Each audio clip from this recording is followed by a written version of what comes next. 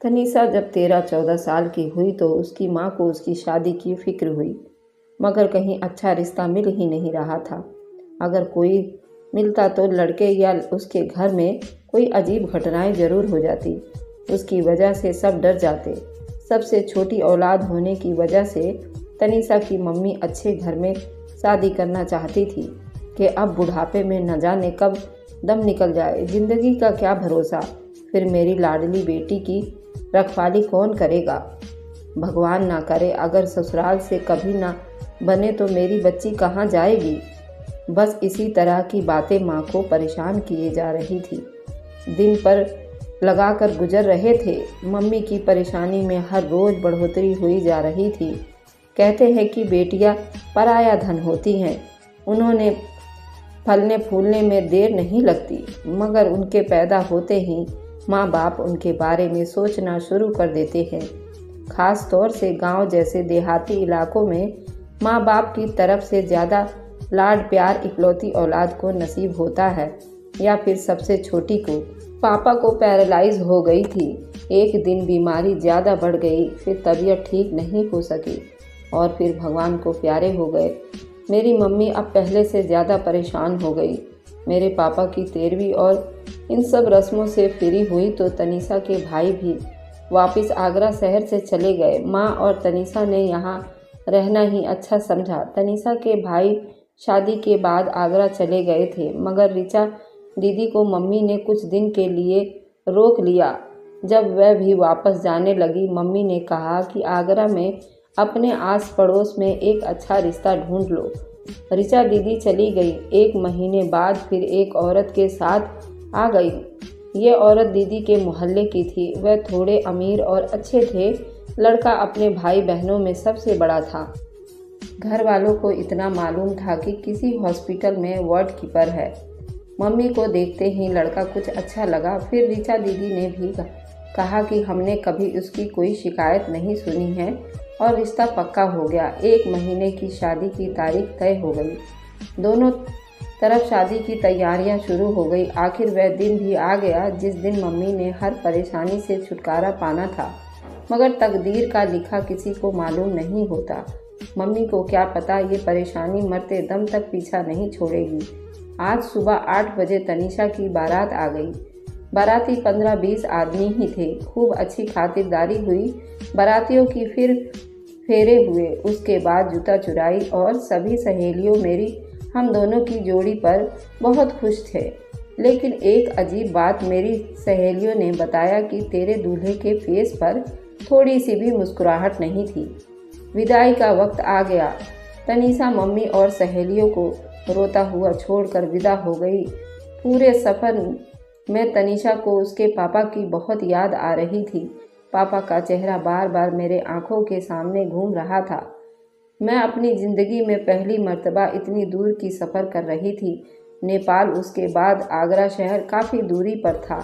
हम शाम को 10-11 बजे आगरा में पहुंच गए थे। ससुराल में पहुंचकर तनीषा की बड़ी आवभगत हुई। दूल्हा रोहन तो घर पहुंचकर सीधा अपने कमरे में जा लेट गया। सफ़र की थकान की वजह से जल्दी नींद आ गई। इधर तनीषा अपने ससुराल के नंद और देवर देवरानियों से मिल रही थी। फिर रात हो गई। उसको उसके कमरे में पहुंचा दिया गया। रोहन दुनिया से बेखबर होकर सो रहा था। इधर सफ़र की थकान के बावजूद भी नींद तनीषा से कोसों दूर थी। हर कोई अजनबी और जो अपना था वो बेसूध पड़ा था। उसी दौरान तनीषा अपने बीते हुए कल में खो गई के दरवाजे पर किसी की आने की आहट हुई। जिस कमरे में तनीषा बैठी थी उस कमरे में 2 दरवाजे थे। एक दरवाज़ा आगे की साइड खुलता था और दूसरा दरवाज़ा घर के पीछे के साइड में खुलता था। इस वक्त कौन हो सकता है? इस वक्त तनीषा एकदम चौंकी। पहले सोचा खुद ही उठकर देख लूं, फिर ख्याल आया मेरे लिए तो यहाँ सब नया है, पता नहीं कौन होगा। फिर रुक गई और रोहन को जगाया कि पता करें। उसी दौरान उस दरवाज़ा पर किसी ने नॉक किया। रोहन उठकर गया बाहर। किसी आदमी ने रोहन से कुछ बात की। बस 1-2 लम्हे बाद आदमी चला गया। गली में अंधेरा होने की वजह से तनीषा कुछ भी न देख पाई। रोहन वापस आया तो उसने बेधड़क होकर सवाल कर दिया, कौन था और इस वक्त क्यों आया था?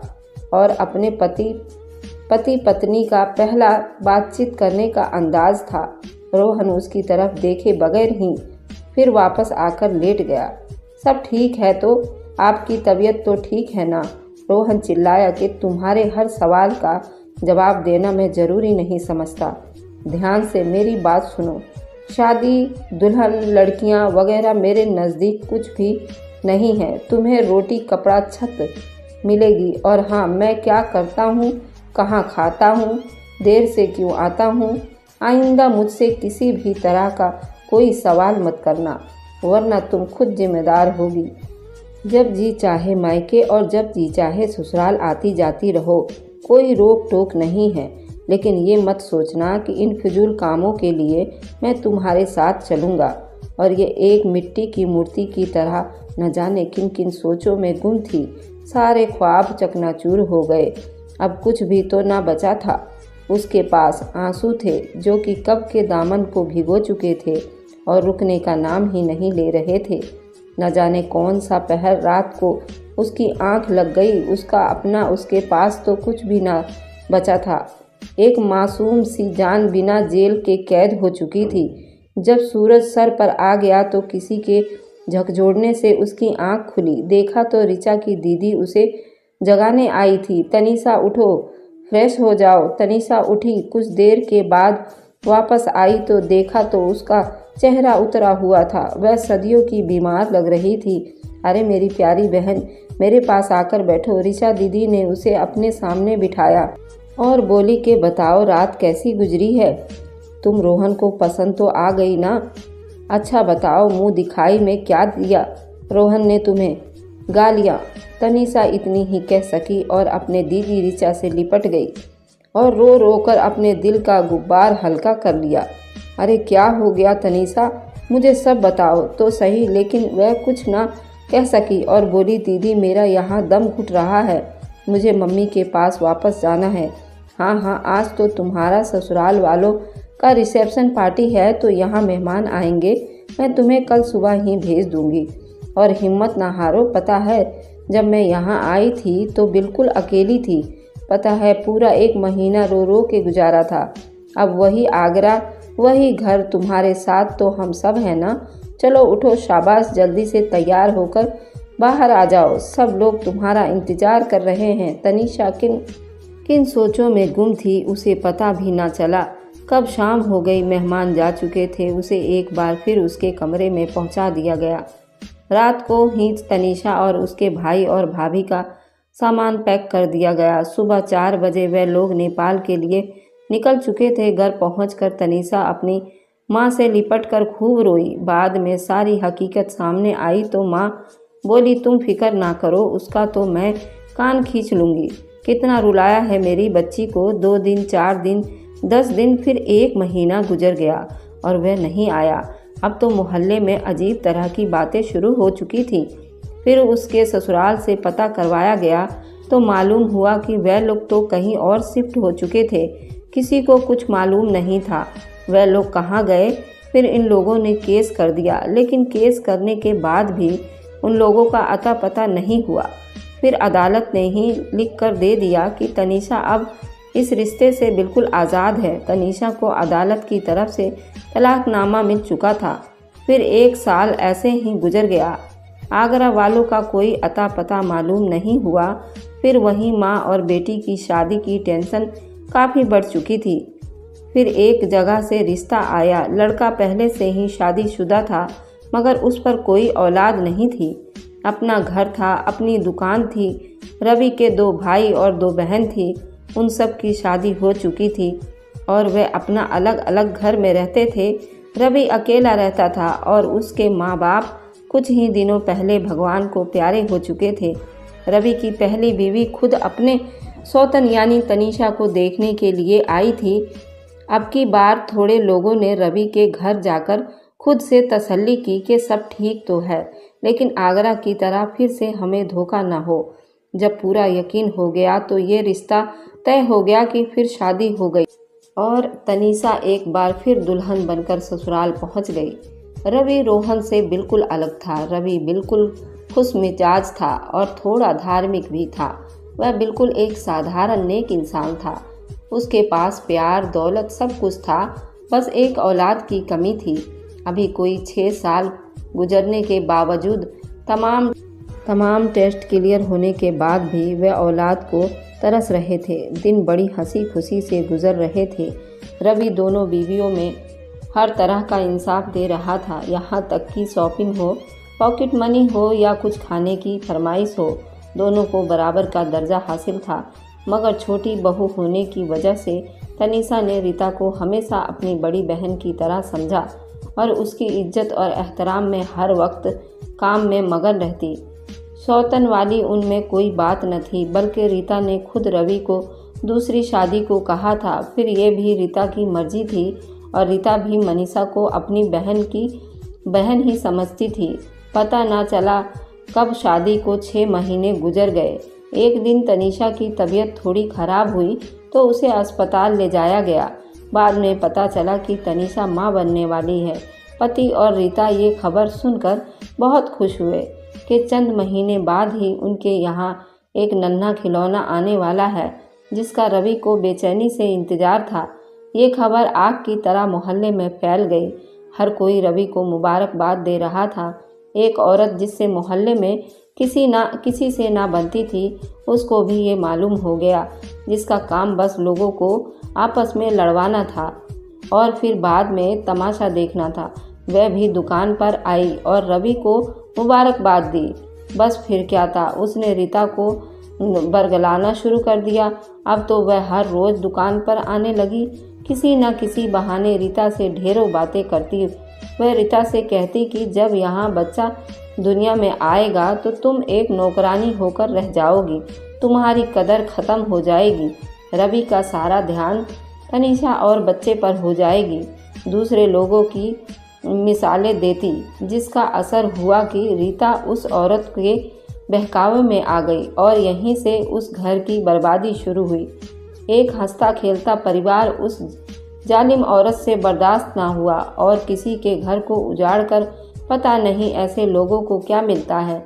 इसी बात पर घर में तू मैं शुरू हो गई, जो आगे जाकर लड़ाई की सूरत में बदल गई। रवि की सारी हमदर्दी तनीषा के साथ थी, जिससे रीता को उस औरत की बातें सच लगने लगी। वह दोनों को समझाता कि लड़ाई अच्छी नहीं, दोनों मिलजुल कर रहो। मगर रीता अब बहुत तेज हो चुकी थी। वह तय कर चुकी थी कि जो भी हो जाए उस बच्चे को इस दुनिया में नहीं आने दूंगी, चाहे कुछ भी हो। और तनीषा के पास उसके कमरे में आ बैठी और बोली कि तनीषा, तुम मुझे गलत मत समझो, तुम्हें पता है कितनी देर हो चुकी है और तुमने अभी तक खाना नहीं खाया, अपनी सेहत का ख्याल भी नहीं है तुम्हें। ऐसे तो तुम कमज़ोर हो जाओगी ना और बच्चों की सेहत पर भी बुरा असर पड़ेगा। आज से शाम का खाना मैं बनाया करूँगी, तुम आराम करो। तनीषा ने कहा, जी दीदी, अच्छा मैं ऐसा ही करूँगी। आज वह अपने गलत इरादे इस्तेमाल कर रही थी। उसने जल्दी जल्दी शाम का खाना बनाया। प्लेट में डालते वक्त खाने में जहर मिला दिया। खाना लेकर तनीषा के कमरे की तरफ चली गई। पहले ये होता था कि शाम का खाना तीनों एक साथ खाते थे। अब चूंकि रीता का हुक्म था और नसीहत भी थी, आज उससे अकेले खाना पड़ रहा था। उसे क्या खबर थी कि उसके खाने में जहर है, जिसे खाते ही वह इस दुनिया से हमेशा के लिए विदा हो जाएगी। तनीषा खाने का पहला लुकमा मुंह में डालने वाली थी कि सामने का दरवाज़ा खुला और रवि और आर्यन भी अंदर आ गए। आर्यन, जबकि रीता का भाई था, वह अंदर आते ही बोला कि वाह भाई, आज अकेले ही खाना खाया जा रहा है, हम भी खा सकते हैं। तनीषा खाना छोड़कर खड़ी हो गई, बोली कि आप लोग खाएं, हम बाद में खा लेंगे। रीता ने जब आर्यन और रवि को जहर मिले खाने पर बैठा देखा तो उसके होश उड़ गए और चिल्लाई कि ये खाना तो सिर्फ तनीषा के लिए बनाया है, जो हम सब के लिए कम है। आप लोग बैठे बातें करें, मैं खाना बना लाती हूँ। छोड़िए, आप भी बहुत देर हो जाएगी, बहुत भूख लगी है, आर्यन को बोला। आर्यन, कोई देर नहीं लगती, मैं खाना तैयार करके लाती हूँ।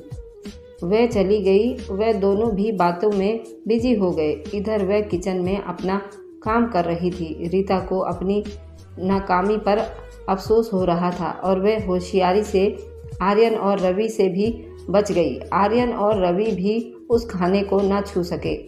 अब क्या करूं? वक्त कम है। अगर वह इस दुनिया में आ गया तो नहीं, मुझे जल्दी से कुछ करना है। इसी दौरान उसे एक तरकीब सूझी। खाना कमरे में ले जाते हुए वह जानबूझकर तनीषा से टकराई। खाना फर्श पर गिर गया और वह जानबूझकर गिर पड़ी। देख कर नहीं चल सकती क्या? मेरी कमर। लेकिन दीदी, आप तो खुद उससे टकराई हैं। जुबान बंद कर अपना। मुझे उठा। मुझे सहारा देने के लिए झुकी। रीता ने उसे पकड़कर जमीन पर गिरा दिया। उसे लाते और डंडे बरसाए। आज तुझे नहीं छोड़ूंगी। पास पड़ी मोटी सी लकड़ी उठाई और तनीषा के पेट पर दे मारा। उसकी सिर्फ एक चीख निकली और वो बेहोश होकर नीचे जमीन पर गिर गई। चीख की आवाज़ सुनकर वह लोग भी कमरे से बाहर आ गए। इतनी देर में रीता अपना काम करके डंडे को फेंक चुकी थी। क्या हुआ उसको पता नहीं, अचानक गिर पड़ी है। रवि के पूछने पर रीता बोली, रवि दौड़ता हुआ अपने दोस्त के घर गया, जिसकी अपनी गाड़ी थी। जो अभी अभी घर आया था, उसको गाड़ी में डालकर अस्पताल ले आया। बच्चा पेट में ही मर चुका था। खून भी काफ़ी बह चुका था और जल्दी से तनीषा को होश में लाना भी ज़रूरी था। रवि की समझ में नहीं आ रहा था कि क्या करे। डॉक्टरों ने खून मांगा, फिर तनीषा को होश में आया। फिर मुर्दा बच्चे की डिलीवरी भी कैसे करवाई गई। सारी रात उन लोगों की अस्पताल में गुजरी। खाना सोना सब कुछ छूट गया। सुबह उनको घर जाने की इजाज़त मिल गई। कुछ देर बाद वह लोग घर पर मौजूद थे। उन सारे कामों में आर्यन भी मौजूद था। रवि तो गुमसुम होकर रह गया था। उसकी खुशी गम में बदल गई थी। उसका बच्चा दुनिया में आने से पहले ही दुनिया वालों के जुल्म का शिकार हो गया था। रवि को हर तरफ अंधेरा ही अंधेरा दिखाई दे रहा था। उसी दौरान रवि तनीषा के पास आया और सारी बात मालूम की। आखिर नौबत यहाँ तक क्यों आई?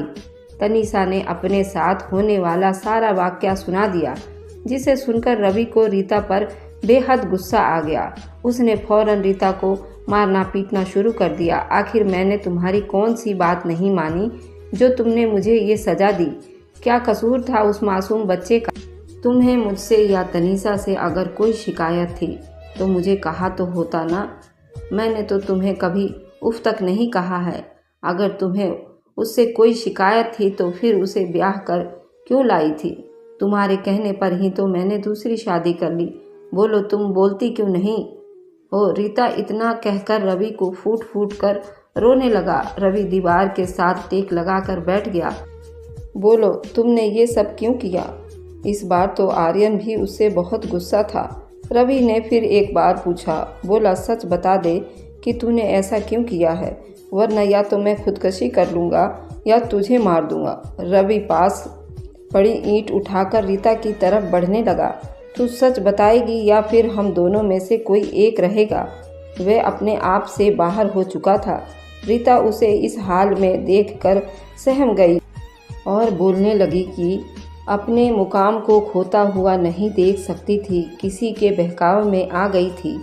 दुनिया में हर इंसान से गलती होती है, मुझसे भी हो गई। रवि बोला कि काश एक बार तुम इस बच्चे को दुनिया में आने तो देती, मुझे एक मौका तो देती, एक बार तो आजमाती। तुमने खुद ही अपना मुकाम खो दिया है और कुछ भी परवान चढ़ने नहीं दिया। अब तुम्हारी यही सज़ा है कि अभी और इसी वक्त घर छोड़कर चली जाओ। खुद औलाद पैदा नहीं कर सकती तो मेरी औलाद को भी बर्दाश्त करने का हौसला भी ना पैदा कर सकी। अब जाओ, मुझे तुम्हारी ज़रूरत नहीं है। मुझे माफ़ कर दो, गलती हो गई है। सिर्फ एक बार, प्लीज़ सिर्फ एक बार माफ़ कर दो। रीता रो रो कर रवि के कदमों में बैठ गई। फिर तनीषा के पांव पकड़ लिए, उससे माफ़ियाँ मांगने लगी। तुम दोनों की मुझसे सिर्फ एक बार भगवान के लिए माफ़ कर दो। जाओ, माफ़ किया। रवि बोला, लेकिन तुमने किसके कहने पर यह सब कदम उठाया? उसका नाम तो बताओगी तो मैं खबर लेता हूँ।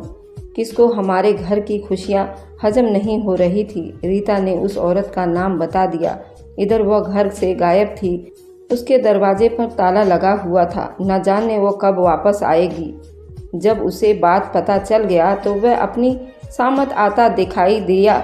वह रातों रात सामान समेटकर बच्चों को साथ लेकर न जाने कहाँ जा चुकी थी।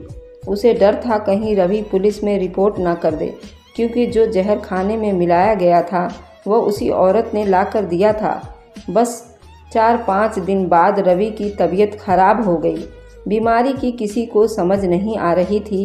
कभी ये डॉक्टर, कभी वह डॉक्टर, कभी हकीम, कभी झाड़ फूक, मगर उसकी तबीयत ना ठीक हो सकी। आखिरकार के मोहल्ले के बुजुर्ग ने कहा कि किसी अच्छे मौलवी के दिखा दो। 20-25 दिनों में ही ये सब बिल्कुल बूढ़ा सा दिखने लगा था। जब किसी मौलवी को दिखाया गया तो उसने बताया कि तुमने यहाँ पहुँचने में बहुत देर कर दी है। इसको काला खतरनाक जादू कराया गया है जो अपना काम कर चुका था। साथ ही बुजुर्ग ने उस औरत का इशारा भी दे दिया। मायूसी के साथ रवि को वापस लाना पड़ा। उस पर झाड़ फूक कराई गई, लेकिन अफसोस कि इस सब से भी वह बिल्कुल ठीक ना हो सका और एक दिन अपनी औलाद की ख्वाहिश दिल में लिए हुए इस दुनिया को हमेशा के लिए छोड़ गया। उसको किसी की गुनाह की सज़ा दी गई थी। रवि का घर बार सब कुछ उसके साथ ही खत्म हो चुका था। दोनों बीवियां अपने मायके चली गई थी। थोड़े महीने बाद ही ये सब भूल गए और रिश्तेदार और भाई बहन अपने रोज़मर्रा के कामों में बिजी हो गए।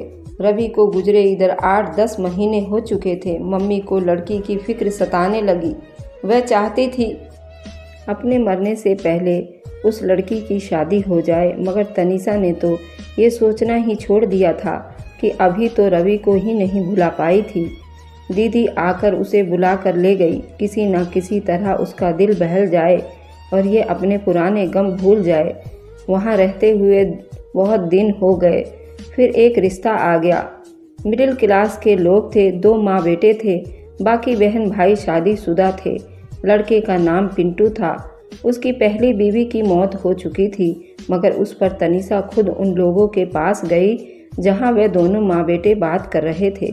उनकी बात सुनने के बाद तनीषा ने मना कर दिया कि मैं अब शादी नहीं करूँगी। शायद मेरा नसीब ही ऐसा लिख गया है। अब तो बर्दाश्त करने की मुझ में हिम्मत नहीं है। मुझे अकेला छोड़ दो। उसके साथ ही रोती हुई कमरे में बाहर आ गई। वे लोग चले गए। उसकी दीदी ने तनीषा को बहुत समझाया कि ज़िंदगी बहुत लंबी है, तन्हा सफ़र कैसे तय होगा। जो हुआ उस पर सब्र करो और यही सोचकर आगे किया करना। इसी दौरान एक दिन पिंटू भी उनके घर आ गया। उसने तनीषा से बात किया, देखो वक्त हमेशा एक सा नहीं रहता। तुम्हें दुखों के सिवा कुछ नहीं मिला और मुझे भी एक बार ठोकर लग चुकी है। अगर हम एक दूसरे का सहारा बन जाए तो हमारा बीता हुआ कल हम आराम से भुला सकते हैं। मैं तुम्हें खुश रखने की पूरी कोशिश करूँगा। मुझे तुम्हारे जवाब का इंतज़ार रहेगा।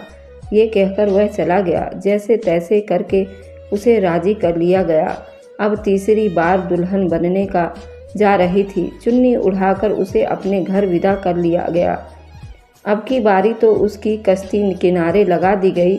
अब की बार तो ससुराल में उसके लिए खुशियाँ लिख दी गई और ससुराल पहुंच गई। उसने बहुत कोशिश की कि वह अपना बीता हुआ कल भुला जाए। 1-2 महीने के बाद एक दिन उसकी तबीयत खराब हुई तो डॉक्टर से पता चला कि वह माँ बनने वाली है। आखिर वक्त सबसे बड़ा मरहम होता है। तनीषा और पिंटू अपने घर में खुश थे। एक दिन पिंटू की माँ की मृत्यु हो गई। कुछ हफ्ते बाद पिंटू ड्यूटी पर गया तो उसका दिल तार तार था। पहले तो माँ होती थी घर पर, अगर वह शाम को लेट भी हो जाता था तो उसे फिक्र नहीं होती थी, मगर अब ऐसा नहीं था। अब तो तनीषा अकेली होती थी। उसने 2 हफ्तों की छुट्टी मांगी और तनीषा को वक्त देने लगा। उसे तन्हाई का एहसास न हुआ। फिर उसे घुमाने निकल पड़ा, कभी ससुराल, कभी बहनों के पास, कभी यहाँ कभी वहाँ। अभी 2-3 दिन की छुट्टी बाकी थी कि दफ्तर से फिर बुलावा आ गया। अगले दिन उसे ड्यूटी पर जाना था। उसके ऑफिसर का काम बहुत बड़ा हो गया था और ये एक ड्राइवर था, तो कभी यहाँ और कभी वहाँ देर रात तक घर आने लगा था और ड्राइवरिंग करने से थक जाता था और वे उस दिन घर वापस आ रहा था। 9 बज चुके थे। बार बार एहसास हो रहा था कि मैं काफ़ी देर लौटा जा रहा हूँ। तनीषा घर में अकेली है, पता नहीं उसका टाइम कैसे गुजर रहा होगा। नहीं, मैं उसे अकेला नहीं छोड़ सकता। माँ बनने वाली है, मुझे उसे अकेला नहीं छोड़ना चाहिए और ये नौकरी छोड़ दूँगा। और उसने अपने दिल में बिल्कुल पक्का इरादा कर लिया था। इतनी देर में वह घर पहुँच गया। अगले दिन छुट्टी थी जो उसके घर रहकर गुजारी। दूसरी सुबह वह जल्दी से तैयार न हो जाए। आज तनीषा को सुबह क्यों अच्छा लग रहा था, जो टकाटक बांधे उसे देखे जा रही थी। जब पति ने गौर किया तो कहने लगी, आज तो भगवान खैर करे, ऐसे तुमने पहले तो कभी नहीं किया। वह जाने लगा। जाते जाते तनीषा से बोला, ओके, जल्दी घर आऊँगा। शाम को ढेर सारी बातें करेंगे, लेकिन अगर भूख लगे तो कुछ खा लेना, वरना तुम्हारा बच्चा भी भूख के मारे मर जाएगा। उसने तनीषा के पेट की तरफ इशारा किया और फिर वह चला गया। शायद आज पहली बार उसे दरवाजे तक छोड़ने आई थी। वहीं खड़े उसे दूर तक जाता देखती रही। पिंटू ड्यूटी पहुंच गया। वहां सरकारी दफ्तरों के गैरकानूनी तरीके से कटाई हो रही थी। वह लोग वहां पहुंचकर सारा दिन अपने काम में बिजी हो गए। पुलिस भी थी, वहां आई थी। पता न चला कब शाम हो गई। कोई 5-6 बजे की उनकी वापसी हुई तो पिंटू गाड़ी के करीब आया। मालूम हुआ कि टायर पंचर था। उसने भी अभी आज ही धोके देना था। उसके पास और फालतू टायर नहीं था, क्योंकि वह भी 4 दिनों से पंचर था और वह भी दुकान पर पड़ा था। मैं जल्दी टायर खोलने लगा, लेकिन यहाँ करीब में कोई दुकान भी नहीं था। टायर उठाकर वीरान सड़कों पर आ गया। बस में सवार होकर हैदराबाद पहुँच गया। जब उसकी वापसी हुई तो टायर साथ होने की वजह से उसे कोई सवारी नहीं मिल रहा था। धीरे धीरे अंधेरा छाने लगा। यात्री की तादाद बढ़ने लगी, जबकि गाड़ी 1-2 ही गुजर रही थी। वह बस मुसाफिरों से भी भरी हुई थी और सारी गाड़ियां लिफ्ट मांगने पर भी मना कर दे रही थी। कोई 1-1.5 घंटा यूं ही गुजर गया। रात के सन्नाटा। एक ट्रक वाले ने उसे लिफ्ट दी। कुछ देर बाद वह अपनी जगह पहुंच गया। पहुंचकर उतर गया। अब उसे टायर उठाकर 80 मीटर अपनी गाड़ी के पास जाना था। रास्ता भी कच्चा और थोड़ा अंधेरा था, झाड़ियों से गुजर रहा था। आखिर वह अपनी कार तक पहुंच गया। अब वहां से निकलना तो रात के 11 बजने वाले थे। पैदल और इधर उधर भूख की वजह से वो बेहाल भी हो रहा था। यहाँ इतना घना-घोर जंगल था कि उसे दोपहर को भी कुछ नहीं खाया था। इस वजह से वह घर जल्दी पहुंचना चाह रहा था और अपनी गाड़ी की रफ्तार भी उसने बहुत तेज रखी थी। लेकिन वह घर पहुंचने में नाकाम हो रहा था। न जाने कब ये ख्यालों की दुनिया में चला गया। आज ही की तरह वह उस दिन भी वापस लेट आया था। उस दिन भी मम्मी बड़ी बहन के घर गई हुई थी। आज ही की तरह उस दिन भी उसकी बीवी नीलम घर पर अकेली थी और वह दिन था। और ठीक आज ही की तरह उसकी दूसरी बीवी तनीषा भी उसे बड़े प्यार से घर से विदा किया था। आज ही की तरह इत्तेफाक से नीलम भी उसके बच्चे की मां बनने वाली थी। रात को बारिश हो रही थी। तनीषा अकेली थी। लाइट भी नहीं थी। हर तरफ अंधेरा था। बारिश जोर से हो रहा था। हर कोई अपने घर में चुपका हुआ था। नीलम का पांव फिसल गया था। उसने किसी को मदद के लिए पुकारा था, मगर उस वक्त उसके पास कोई नहीं था। उसे काफ़ी चोट आई थी। खून काफ़ी बह चुका था। नीलम को बुरा वक्त था और उसे मदद नहीं मिल सकती थी। बिजली खूब जोर से कड़क रही थी। जब वह घर पहुंचा तो वह आखिरी सांसें ले रही थी। उसको सहारा देते ही उसकी बाहों में उसकी जान छूटी थी। और उसी दिन की तरह तनीषा भी माँ बनने वाली है, घर पर अकेली है। तो क्या उस दिन की तरह मेरे घर पहुंचने तक ये तनीषा भी नहीं, मैं ऐसा नहीं होने दूंगा। मेरी नौकरी आज ही छोड़ूंगा अगर तनीषा को कुछ हो गया तो। बस इसी बात पर उसकी दुनिया उलट कर रह गई। एक एहसास ही न रहा कि गाड़ी की रफ्तार कितनी खतरनाक थी। स्पीड बहुत तेज थी और वह ख्यालों में गुम था। इतनी देर में सामने से कोई चीज़ करीब आ गई। उससे पहले कि वह हवास पर काबू पाता, बदहवास होकर गाड़ी पर कंट्रोल करना भूल गया। एक जोरदार धमाका हुआ। गाड़ी के सामने आते हुए ट्रक से टकराकर बिल्कुल तबाह हो गई थी और वह दोनों मौके पर ही जान गंवा बैठे थे। बस फिर क्या था, हर तरफ मायूसी फैल गई थी। तनीषा की जिंदगी में एक बार फिर अंधेरा सा छा गया। तनीषा को गहरा सदमा पहुंचा था। कुदरत उसकी किस्मत के साथ अजीब खेल खेल रही थी। उस बेचारी को कुछ भी न पता था कि क्या हो रहा है। वह गुमसुम एक कोने में बैठी थी। पिंटू के 13वीं के बाद तनीषा के भाई ने उसे अपने घर ले आया था।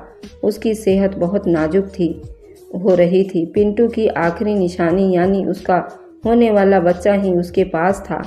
एक दिन उसकी तबीयत बहुत खराब हुई। डिलीवरी केस के लिए उसे अस्पताल ले जाया गया। कुछ देर बाद भगवान ने खूबसूरत बेटा से तनीषा की गोद भर दी, जो बिल्कुल शक्ल व सूरत में अपने पिता जैसा था। वहाँ जब छुट्टी मिली तो लोग अस्पताल के मेन गेट पर घर वापस के लिए टैक्सी का बंदोबस्त कर रहे थे कि अचानक एक शोर उठा।